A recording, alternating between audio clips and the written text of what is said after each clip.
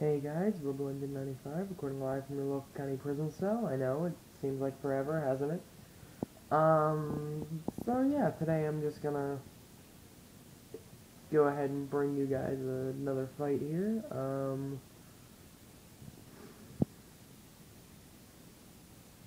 Just, whatever. And it is going to be one that I'm gonna have to explain.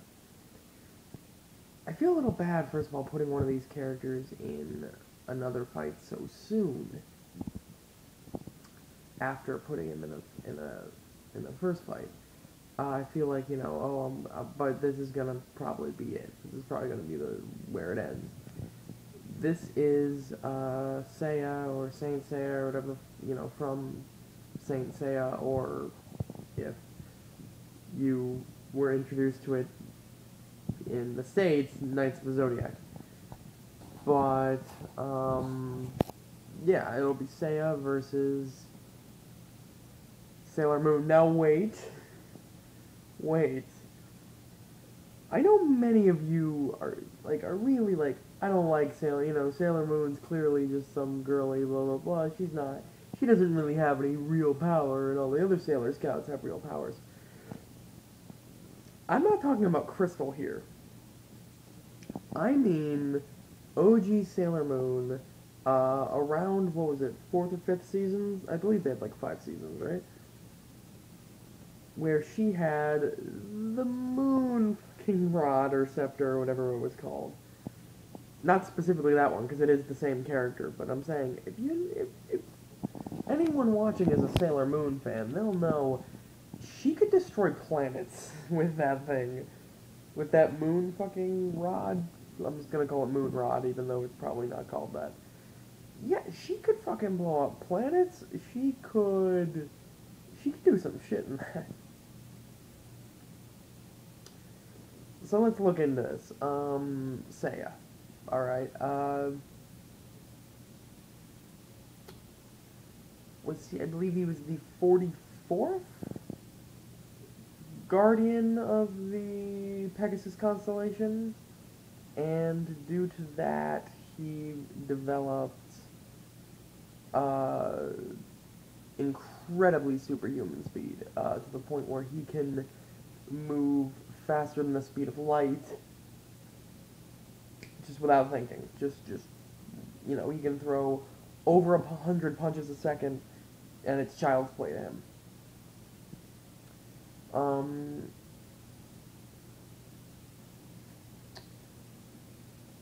So, yeah. Also, he had actually a good amount, he had a gladiatorial training. He didn't actually, see, he's not one of these, anime characters that has, like, all this martial arts experience or something. No, this guy was trained in Greece. This guy was trained in a coliseum to fight for the Golden Fleece, right? That's where this guy trained. Now, not that like pancration and shit aren't also martial arts, but that's not my point. He's not Ichigo where his father taught him how to fight. He's not Naruto where he's got ninjutsu training. Well, Luffy doesn't really have it, but you know what I mean. This guy is just like, this guy was trained in almost like a killer be kill environment, and he was just trained for like, fight that guy in front of you. So this guy does have a lot of, he was trained and he does have a lot of fighting experience, but it's not as in like, doesn't do karate, doesn't do jiu-jitsu, it's, yeah.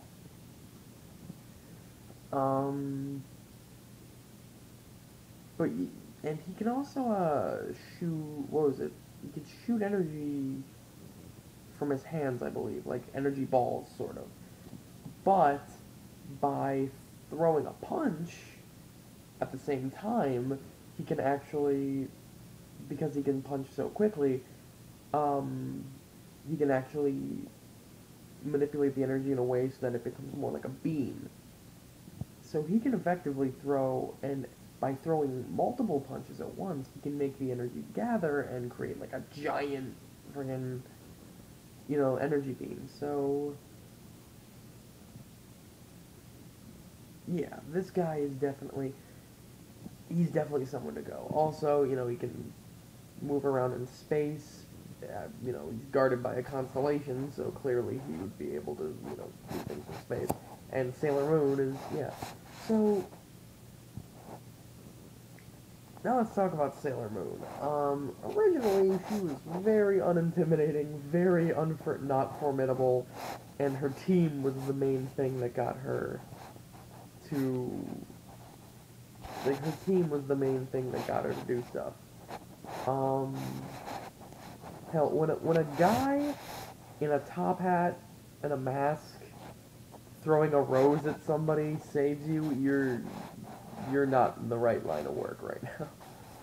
But anyway, so, with her basic attacks, the Moon Tiara magic, the Moon, what was that, she had a kick or something she did, but it was basically just a regular kick. She, she definitely had, she definitely had a tough go of it. Oh, sorry. Luckily, her team was able to help her along a lot, and she eventually developed more power, and then when like I said, got that Star Wand, she was a Planet Buster, officially. So all of those energy-based attacks that she has, uh, are now, like, on a global scale. Um, but still, she's not any physically better than she was before. But anyway, let's look at this, alright? Let's look into this.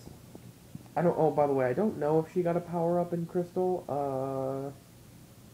I completely, no, let's rephrase that. I completely forget whether she got a power-up in Crystal or not, so I'm not even going to mention that.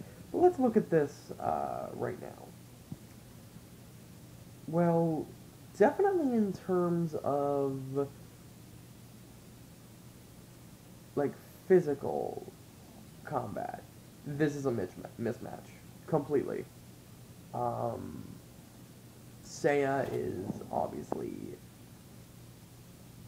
so, like, many times faster than Sailor Moon is, and in terms of physical strength, he's multiple times her level of strength also, just because she's just a normal high school girl. She's just a normal 13-year-old girl.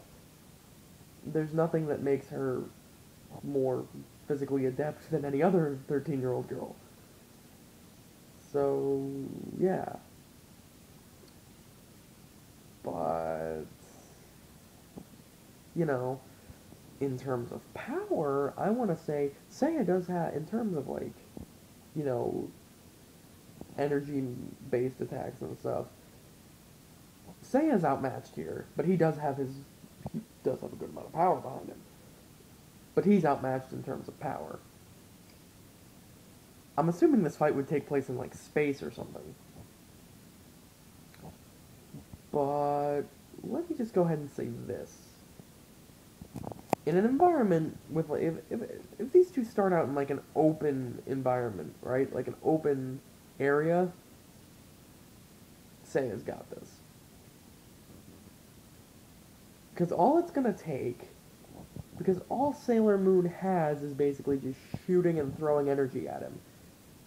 Seiya can dodge that, easy. He can move faster than the speed of light, so even if, even if Sailor Moon's attacks were, like, almost instantaneous, he'd be able to dodge them, just by moving faster than the speed of light.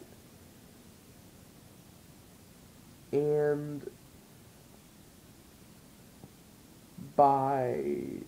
and all it would take, it wouldn't take that many shots to kill Sailor Moon, I wouldn't think, just, her being not nearly as physically adept as Seiya. Especially because he is superhuman in terms of strength as well. Not to mention, he does have a degree of protection from his, multiple fleeces he uses. I mean, well, he uses one at a time, but he has used multiple ones. I mean, he has, like, yeah. Anyway, I don't see Seiya having a problem dodging any of her attacks, and I don't see him having a problem taking her down in terms of, like, hitting her or anything. So, yeah, we talk about Earth's Defender, and we talk about, you know, a a guardian of a constellation, or a knight of a zodiac, if you will. Yeah, Seiya's got this completely. So yeah, I'm gonna say Seiya wins. Just like the last fight I had Seiya in, which was Captain Marvel.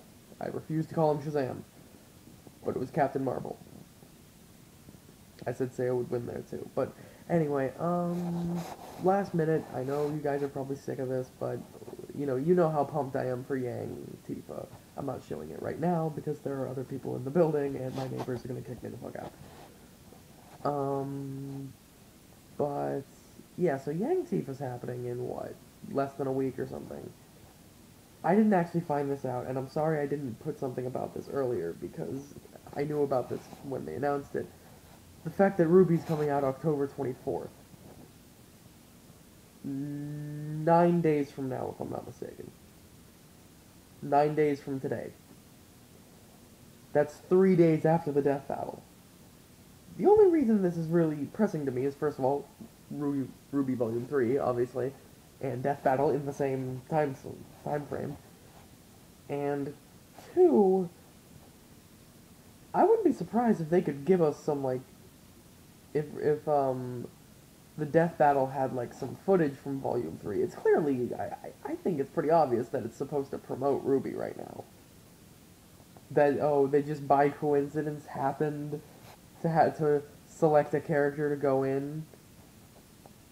Really, the fight that honestly is probably going to be the next fight after this is probably going to be Galactus Unicron, because they've mentioned that they said they were going to go to, what was it, 55 episodes of this season, and Galactus Unicron was going to be like this season's Goku Superman, except for the Goku Superman rematch that was this season. But anyway, they were saying that, so really? You just happened to choose Yang versus Tifa to be the fight before Galactus Unicron? Right 3 days before Ruby Volume 3 came out? Okay, yeah, that's believable. Then again, the fight before Goku Superman last season was Pikachu Blanca, so I guess they try to do that to you, but anyway, yeah, so just anyway, so it wouldn't surprise me if they're doing it to promote Ruby, or more specifically promote Ruby Volume 3. I really think they should have waited until Volume 3 came out to put all the information of the character. They probably had some Rooster Teeth guys, like, saying, hey, this is what Yang's powers are, like, clarifying some stuff. Because, like I said, they were at Rooster Teeth, like, a week before they announced this.